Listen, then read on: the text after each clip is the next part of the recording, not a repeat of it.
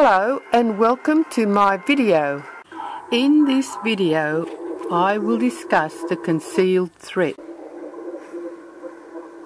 The toxic person uses a threat of injury or death to gain power and influence over another person, usually to limit the other person's freedoms or to make them conform to their will.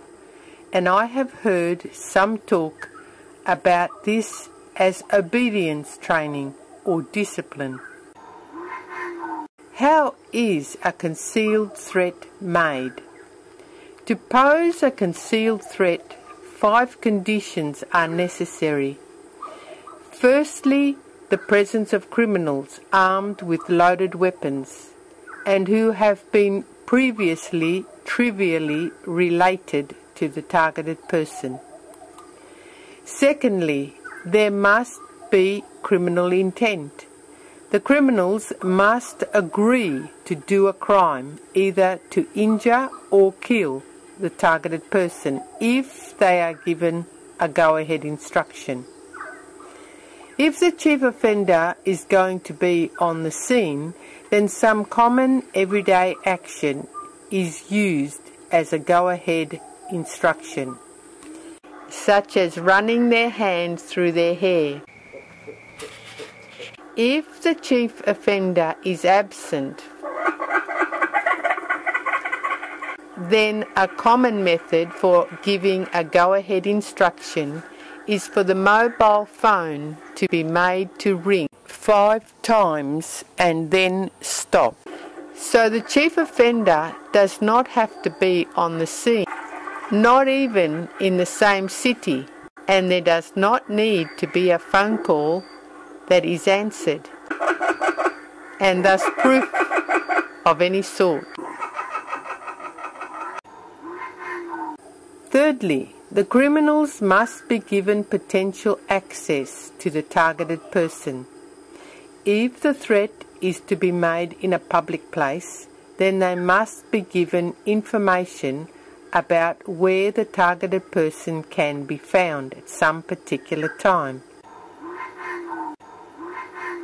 Information can be gathered easily by toxic people who are close to the targeted person and who are trusted.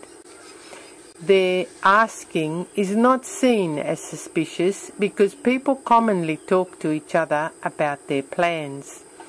And one way toxic people avoid sounding suspicious is to offer helpful information in return. If the targeted person is to be threatened while they are at home or in their place of work, then the criminals are given a copy of the house or the flat key or after hours security key to the workplace building.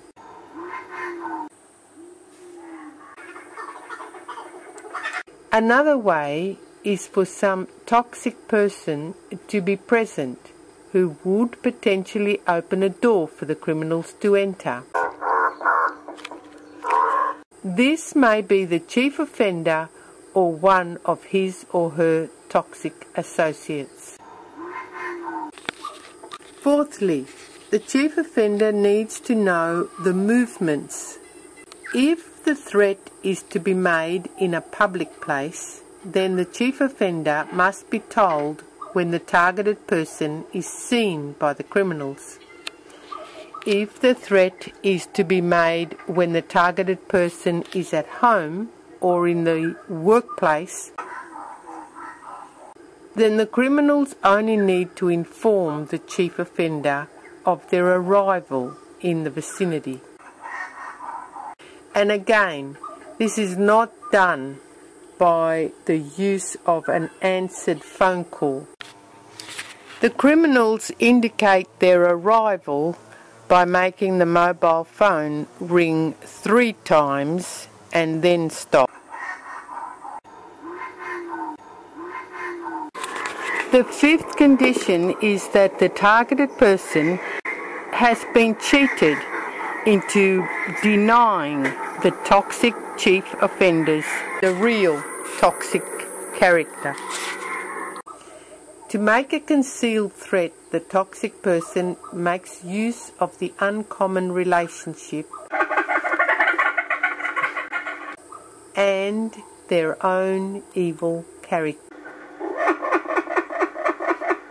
The targeted person is aware both of the evil creature and the strangers with whom they have been trivially related, but in both cases they have no usable knowledge about the awareness,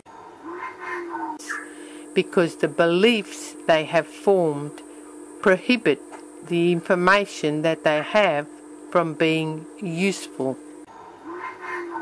Their awareness of the evil creature will mean that they will perceive ideas that are presented to them mentally, but only as thoughts that occur in mind.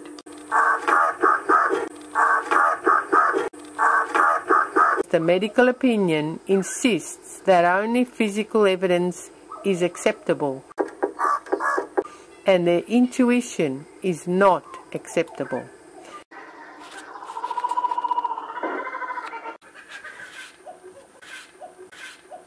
But of course, there are the exposure of the true causes of disease and thus financial interests at stake.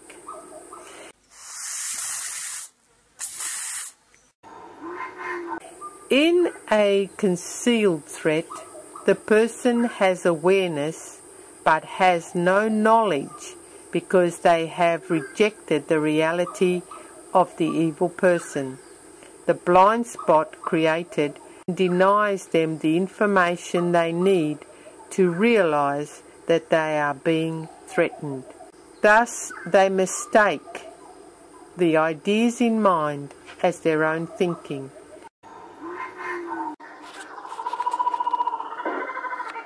Thank you for viewing my video.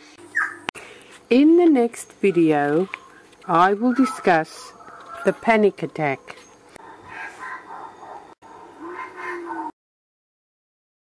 And I will add more examples in the future.